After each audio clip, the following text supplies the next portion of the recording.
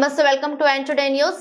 నల్గొండ జిల్లా చిట్యాల పట్టణం green grove పాఠశాలలో ఏర్పాటు చేసిన స్పోర్ట్స్ మీట్ కి జిల్లా ఎస్పీ చందన దీప్తి హాజరయ్యారు. ఎస్పీకి పాఠశాల విద్యార్థులు హిందుస్థాన్ స్కౌట్ అండ్ గైడ్స్ ద్వారా గెస్ట్ రిసీవింగ్ తీసుకుని జ్యోతి ప్రజ్వలన చేసి స్పోర్ట్స్ మీట్ కార్యక్రమాన్ని ప్రారంభించారు.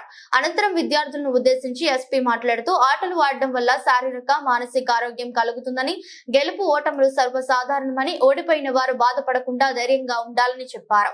ఈ కార్యక్రమానికి పోలీసు అధికారులు, ఉపాధ్యాయులు, విద్యార్థులు పాల్గొన్నారు.